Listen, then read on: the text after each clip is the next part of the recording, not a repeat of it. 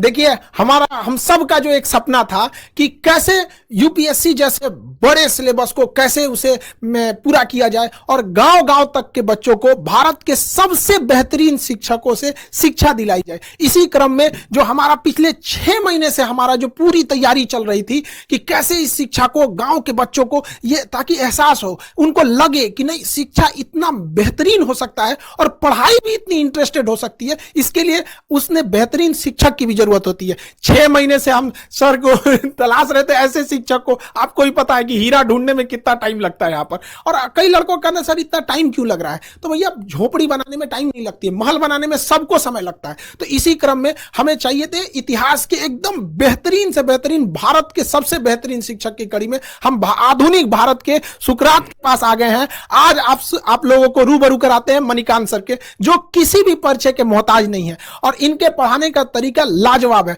पढ़ने के बाद लड़कों को फील होने लगता है कि नहीं अब तो हमारा सिलेक्शन पक्का होने वाला है। तो भारत के सबसे बेहतरीन शिक्षक से पढ़ने का आपको मौका मिल रहा है और हम खुद गौरवान्वित महसूस कर रहे हैं कि आधुनिक भारत के सुकरात के साथ आज हमें यहां मौका मिल रहा है। आप लोगों को भी यह मौका मिलेगा और आप लोग समझेंगे कि कैसे भारत का अब निर्माण होगा, क्योंकि जो विशाल अखंड भारत की जो परिकल्पना थी वो जैसे हमारा उस समय अखंड भारत चाणक्य जैसे विद्वानों से बना था, उसी तरह अब हमें आगे बढ़ना पड़ेगा हम सब लोग को। उस समय एक चंद्रगुप्त मौर्य ने देश को जोड़ा था, लेकिन आज हजारों चंद्रगुप्त मौर्य की जरूरत पड़ेगी। और इसी सिलसिले में इतिहास पढ़ाने के साथ साथ इतिहास रचने वाले मणिकांत सर से आप रूबरू हुइए और समझिए कि कैसे कैसे आगे चीजें चलेंगी। Sir thank you very much Khan साहब।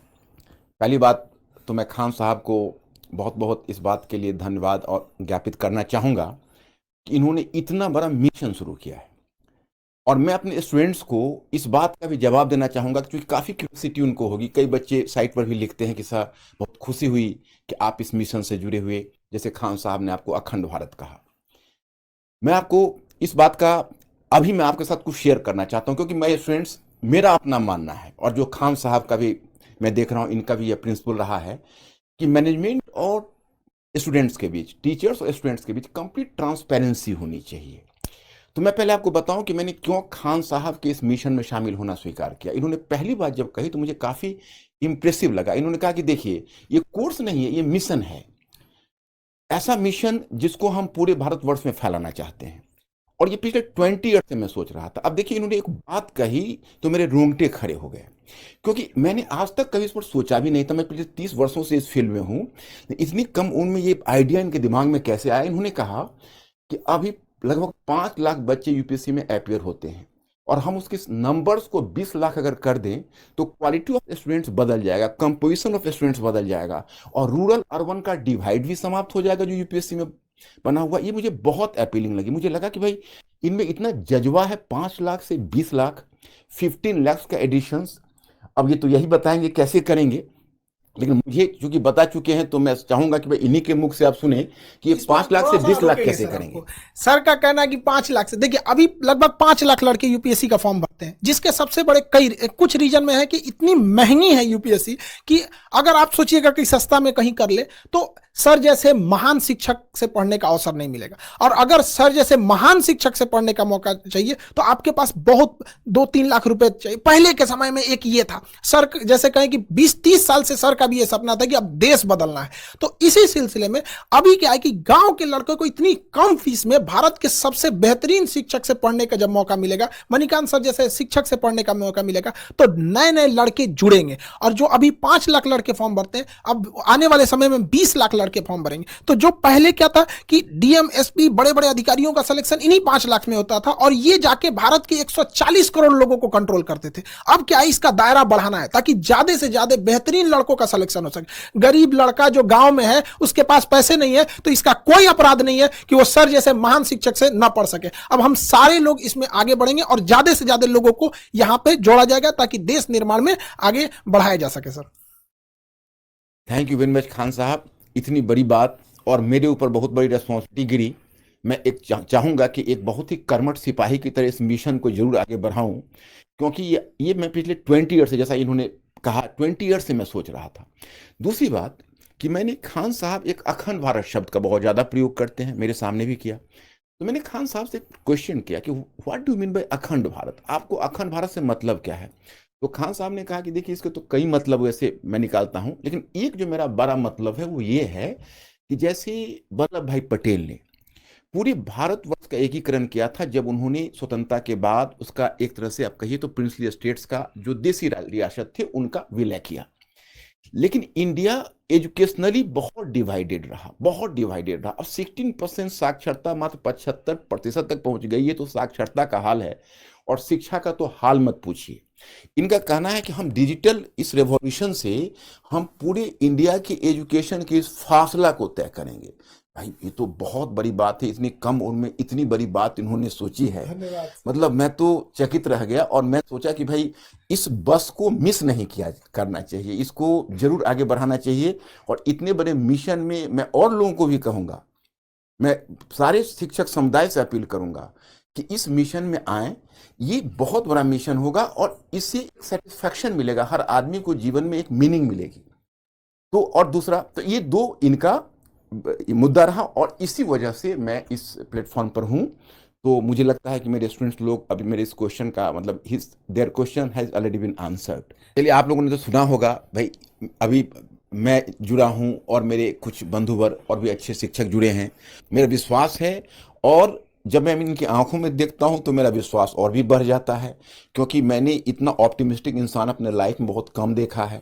ये पूरे भारतवर्ष के संदर्भ में बोलते हैं, यही अपने आप में आज तक मैं कभी ये शब्द के लिए हिम्मत नहीं जुटा पाया था, लेकिन आप इनके साथ मिशन से जुड़कर मैं भी अब हिम्मत जुटा पा रहा हूँ। सर आप लोगों की बहुत जरूरत है देश को, देश को बहुत ज्यादा जरूरत है, समाज की अंतिम पीढ़ियों को। और हम इतना विश्वास दिलाते हैं कि आप लोगों को ना एक इतिहास पढ़ने के साथ साथ इतिहास रचने का मौका मिलेगा। और सर यही बच्चे निकलेंगे और बदलेंगे। कि कभी कहा जाता है कि हिंदी मीडियम के लड़कों का रिजल्ट नहीं हो रहा है, ये बड़ा चीज है। अरे हिंदी मीडियम के लड़कों को आपने मौका कहां दिया? वहां पर गरीब बच्चा जो गांव के सड़कों पे घूम रहा है, तो ऐसा थोड़ी है कि उसके पास योग्यता नहीं है, अरे उसके पास पैसे नहीं है। अब कोई बाधा नहीं आएगी सर। लड़कों का तो कई लड़कों का कहना है कि सर आ गए अब हम तो कोई किला उखाड़ देंगे। देखिए खान साहब ने दो बातों को मैं कहना चाहूंगा। खान साहब का एक मुझे प्लान बहुत अच्छा लगा, जैसे एक हिंदी मीडियम तो रहेगा, लेकिन मैंने एक देखा खान साहब कि हिंदी मीडियम में जो बच्चे होते हैं उनके मन में कहीं ना कहीं अंग्रेजी के लिए एक ऐंठन होती है। और आप ग्रामीण क्षेत्रों में ऐसा देखेंगे कि इंग्लिश लोग लिख लेते हैं लेकिन इंग्लिश बोल नहीं पाते हैं। आप गौर करके देखेंगे इंग्लिश समझ लेते हैं लेकिन इंग्लिश में अगर उनको एक्सप्रेस करने के लिए कहा जाता है तो दिक्कत होती है। तो वैसे लोग जो इंग्लिश लिख सकते हैं, आज की तारीख में जब इंटरव्यू में भी उनके पास चॉइस है कि हिंदी इंग्लिश किसी में डिलीवर कर सकते हैं, और अगर वो इंग्लिश लिखने की स्थिति में है तो उनको शिक्षा देने के लिए आपने जो इंग्लिश वाला आइडिया दिया है ये बहुत अच्छा। इन्होंने 3 स्टेज में लाया है, एक कहा है हिंदी मीडियम, दूसरा इंग्लिश और तीसरा इंग्लिश, प्योर इंग्लिश, ताकि वैसे बच्चे जो प्योर इंग्लिश वाले हैं साउथ इंडिया, क्योंकि जब अखंड भारत को करना है तो अगर आप केवल हिंदी में रहेंगे तो खंडित भारत हो जाएगा। तो उसको अखंड भारत करने के लिए आपको गैर हिंदी प्रदेश में भी जाना पड़ेगा। तो ये भी एक लॉन्ग टर्म प्लान है। और इस संदर्भ में अब आप कुछ कहना चाहेंगे? तो सर एक चीज हम जरूर पूछना चाहेंगे सर कि ये आपके जो पढ़ाने का एक नया यूनिक मेथड जो है, इतिहास को इतिहास तक सीमित न रख के उसे वर्तमान परिदृश्य से जोड़ना, उसे भौगोलिक दृष्टि से जोड़ना, अंतर्राष्ट्रीय संबंधों में ऐतिहासिक घटनाओं का क्या असर पड़ा उस सब चीजों को जोड़ना। जैसे एक छोटा सा एग्जाम्पल के तौर पर चाइना जो है जापान के प्रति इतना ज्यादा एग्रेसिव क्यों है? लोगों को तो दिख रहा है, सबको दिख रहा है कि चाइना जापान के प्रति स्पेशली बहुत एग्रेसिव है, लेकिन वो इतिहास की उस घटना को नहीं देख रहे हैं कि जापान द्वारा मंचूरिया पर क्या हुआ था। तो ये जो चीजें आप जोड़ते हैं ना, ये लड़कों के लिए बहुत बेहतरीन साबित होगा। सर इसके लिए थोड़ा सा बताइए कि लड़कों में ये भी क्यूरियोसिटी रहती है कि अरे सर हमसे तो कर रहे थे कि आप पहले क्यों नहीं लाए, जो लड़के थे कि सर हमको भी ये मौका मिला रहा था। तो सर ये जरूर बताइए वो यूनिक तरीका से। अब माय स्टूडेंट्स, अब इसमें मैं जो खान साहब ने जो क्वेश्चन किया है उसमें मैं एक चीज़ में और भी जोड़ना चाहूँगा, फिर मैं इसका भी रिप्लाई कर रहा हूँ। मैंने खान साहब से पहला क्वेश्चन किया था, इन्होंने जब अपनी फ़ी को 7500 रखी, मैंने कहा कि खान साहब कहीं आपका ध्यान क्वांटिटी पर ही तो नहीं है, क्वालिटी, कहीं ऐसा तो नहीं कि क्वालिटी के साथ कोई कॉम्प्रोमाइज़ होगा? क्योंकि क्वालिटी के मामले में मैं बहुत ज़्यादा सेंसिटिव रहा हूँ। सर यहाँ हम आपको रोकेंगे यहाँ पर। एक बात बताइए, लड़के लोग जहाँ पे सर खड़े रहेंगे वहां पे क्वालिटी के बारे में अगर कोई डाउट कर रहा है तो फिर उसको एक बार पुनर्विचार करना चाहिए कि वो किस दुनिया में जी रहा है सर। तो आपका रहना एक इतने बड़े चीजों का बनना ही अपने आप में इस बात का प्रमाण है कि क्वालिटी तो बेस्ट रहेगी, बेस्ट में भी सबसे बेस्ट, कि लड़कों को लगने लगेगी पढ़ने के बाद मेरा तो हो ही जाएगा सर। यही इनका जो ये उत्तर था मेरे बहुत सेटिस्फैक्टरी लगा। इन्होंने उस वक्त इन्होंने हमसे एक सवाल किया, कहा कि अच्छा ये बताइए सर, आपका जो method of teaching of history है वो यूनिक कैसे है? तो मैंने इनको जवाब दिया कि देखिए, मैंने इसमें कोई यूनिक, लोग इसलिए मानते हैं कि वो एनसीईआरटी पुस्तक के इंस्ट्रक्शन को नहीं समझ पा रहे हैं। एनसीईआरटी पुस्तक में जो क्लास 6 से लेकर 12 तक आप जाएंगे, एक प्रीफेस का पेज होता है, उसमें एक स्पष्ट क्लियर कट एक इंस्ट्रक्शन है। उसमें यह है कि पहला कि देखिए, आप मतलब you have to discourage the rote learning among students and try to activate their pattern of thinking. मतलब स्टूडेंट्स में आप सोचने की प्रवृत्ति को विकसित करिए और रटने की प्रवृत्ति को हतोत्साहित करिए। वो तब संभव है कि जैसा कि अभी खान साहब ने कहा कि जापान और अगर चाइना का वर्तमान कॉन्फ्लिक्ट है तो उसको हम अतीत में ले जाएं, अतीत को वर्तमान में लाएं, तो बच्चों में स्वयं एक्टिवेट हो जाता है सोचने की प्रवृत्ति। दूसरी बात क्या है कि आपके एनसीईआरटी में लिखा हुआ है कि विभिन्न विषयों के बीच की दीवारों को तोड़कर एक अंतर अनुशासनात्मक दृष्टिकोण विकसित करिए। वही मैं करता हूं। अब हिस्ट्री है तो हिस्ट्री को इंटरनेशनल रिलेशन से, इंटरनेशनल इकोनॉमी से, अब तो जो हमारी टीम है, अब हमारी जो टीम है, अपने और बंधुवर हैं, हम लोग साथ बैठेंगे, हम तो काफी एक्साइटेड हो रहे हैं कि हम इस पैटर्न को ही चाहते हैं चेंज करना। अभी यूपीएससी में खान साहब क्या हो रहा है कि अलग अलग बच्चे अलग अलग पढ़ते हैं विषय। नौबत यह है कि बच्चों की स्थिति उस तबले की तरह हो रही है जिसको अलग अलग लोग धुन बजा के चले जाते हैं। हम चाहेंगे सिंक्रोनाइज करें सारे ट्यून, और वो तभी होंगे एक टीम वर्क की तरह। जैसे आप वॉलीबॉल टीम देखते हैं, फुटबॉल टीम देखते हैं कि एक पास दे रहा है, दूसरा गोल कर रहा है, so that should be A complete team. तो मैं आपको बताऊं कि यह चीज इन्होंने मुझे कहा कि बिल्कुल ठीक है, ऐसे ही इसको ले चला जाए, और इस बात से काफी एक्साइटेड हुए। तो एकेडमिकली मुझे बहुत सेटिस्फैक्शन मिला इनके इस प्रोग्राम से। और बाकी तो आपको खान साहब बताएंगे। एक चीज लड़कों से कहेंगे, देखो भाई सर के मुस्कुराहट पे मत चले जाना। यहाँ पे जितने लोग हम लोग सेलेक्ट करेंगे ना, देखिए हम लोग का एक प्लान है कि लड़के जो हैं, जब आप क्लास करेंगे तो उसमें ऑटोमेशन इतना लेवल रहेगा कि वो आपका खुद चेक कर लेगा कि आप कितने लेवल पे हैं, कितना मेहनत कर रहे हैं। जब आपसे टेस्ट लिया जाएगा तो उसका रिकॉर्ड हमारे सर्वर पे रहेगा कि आप कितना अच्छे से टेस्ट देते हैं, कितने अच्छे से पढ़ते हैं।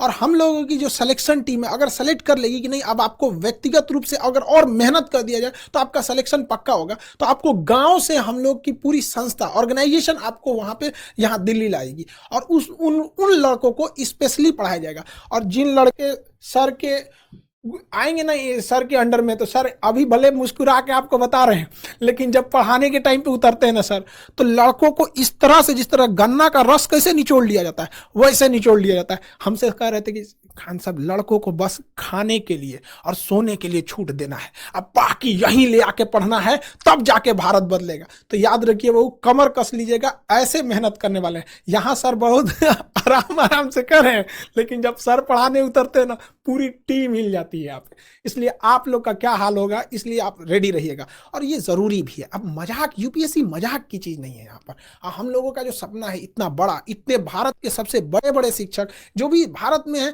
जैसे सर ने कहा कि और भी हमारे साथ जुड़ते रहेंगे लोग, सब लोग, तो आप लोगों को इसमें कोई दिक्कत नहीं आएगी। बाकी सर तो हैं आप लोग के लिए, आपको अतीत में लेके जाके आपको इतिहास पढ़ाएंगे। डियर स्टूडेंट्स, मैं आप फिर एक बार अपील करना चाहूंगा, आप लोग डरना मत बिल्कुल।